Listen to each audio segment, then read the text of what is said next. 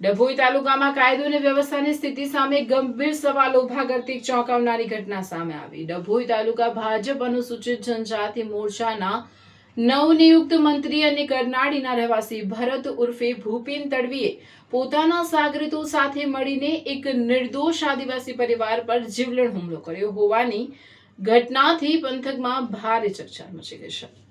મળતી માહિતી મુજબ કરનાળી નજીક આવેલા પવિત્ર ત્રિવેણી સંગમ પાસે સાંઈ ભોજનાલય આવેલું છે। આ ભોજનાલય નજીક ભાજપના હોદ્દેદાર ભરત ઉર્ફે ભૂપિન તડવી અને તેના સાગરીતો દારૂ વેચી રહ્યા હતા।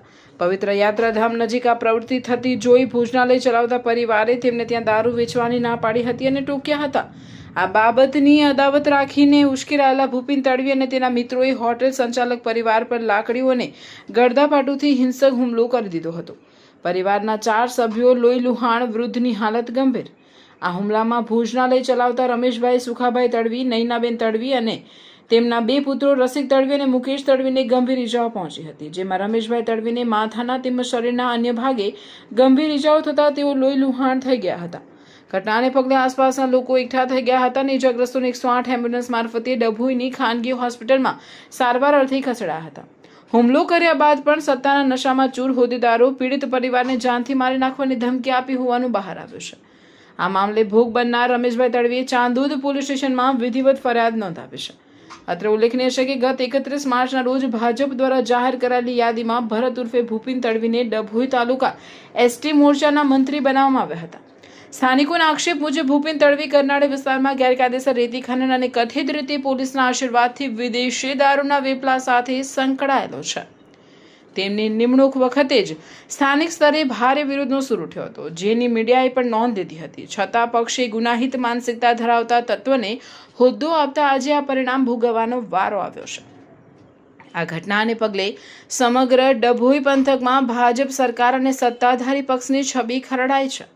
લોકમુખે ચર્ચા છે કે જો બુટલેગર અને રેતી માફિયાઓને પક્ષમાં હોદ્દા આપવામાં આવશે તો જનતાની સુરક્ષા કોણ કરશે? હાલમાં તો પીડિત પરિવારે ન્યાયની ગુહાર લગાવી છે। આ અંગે ફરિયાદ નોંધાવી કાર્યવાહીની માંગ કરી છે। મારી મમ્મી મારા પપ્પા હોટલે હતા। હોટલ ઉપર જઈને પેલો સુરેશ ને ભૂપિન દારૂ હાલતા હતા, દારૂ વેચતા હતા અને મારી મમ્મી જો મારી મમ્મી એવું કીધું કે અહીંથી એમ છે। મમ્મીને એવું કહેવા માંડ્યું કે તું અહીં શું છે એમ છે કે મમ્મી જો માથાજી કરતો હતો અને મમ્મીને મારવા ઊભા થઈ ગયા અને ભૂપિનને સુરેશ થઈને મારી મમ્મીને મારા પપ્પાને માથાના ભાગમાં ઝાપટ મારી દીધી છે। હળિયા અને ઝાપટને પાઇપો લઈને આવી ગયા હતા અને મારા પપ્પા છે ને તે જોવા જ ફોન આવ્યો કે બબલ થઈ, તે મેં તઈ ગયો ને ત્યારે મારા ભાઈને ને મને પીને માર્યો છે, મને અહીં ખભાના ભાગમાં મારેલો છે અને મોટા ભાઈ પેલા ભરવાડ સમાજના પીન આની આગો પીન ધમાલ કરેલી હતી અને પોલીસ કાયદેસર આની કાર્યવાહી કરે એવી અમારી માંગ છે। કેટલા જણા હતા? એ લગભગ 10-12 જણા હતા। કેટલા જણને વાગ્યું? અમને 4 જણને માર્યા હતા। કઈ આવ્યા છો અત્યારે? અત્યારે અહીં પ્રમુખ સ્વામીમાં દવાખાનામાં। શું કહે છે ડૉક્ટર? ડૉક્ટર એવું કહે છે કે પોલીસ આવે એટલે તમને એનું કહીએ। અગાઉ બી આવે અગાઉ આ વ્યક્તિને બનેલું છે, ભરવાડ સમાજ છે ને એમને બી આવી રીતે ધમાલ કરીને ભરવાડ સમાજને માર્યા હતા।